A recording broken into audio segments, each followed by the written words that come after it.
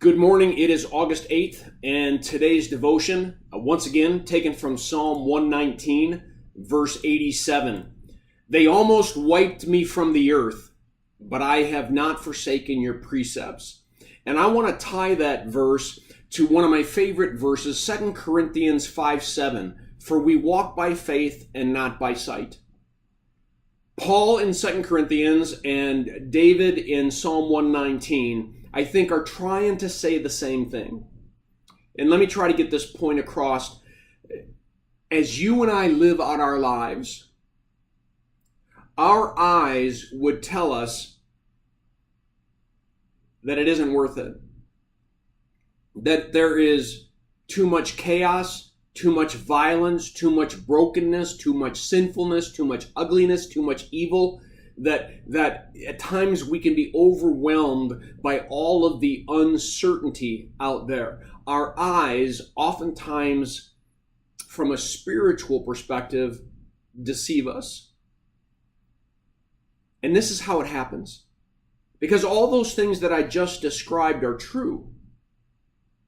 But simultaneously, there's something that's even truer, if that's possible, that there is a God who is sovereign and who is in control, who is put a measure to evil boundaries by what he'll allow to happen in people's lives. He is healing people, forgiving people, setting people free. His kingdom is trudging forward, and it's moving forward. All for the sake of his glory, all for the sake of the salvation of humanity. But sometimes we don't see it. We don't see it because sometimes all of those changes are taking inside of someone. We don't see it externally with our eyes.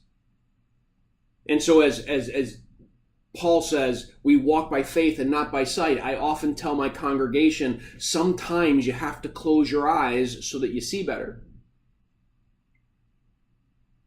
Today, no matter what the circumstances are in your life, I encourage you to close your eyes and in your heart and mind and soul, recall the promises of God. Recall the things that he has done of old. Recall the things he's done even in your own life. And be certain that he will do those same things for you today.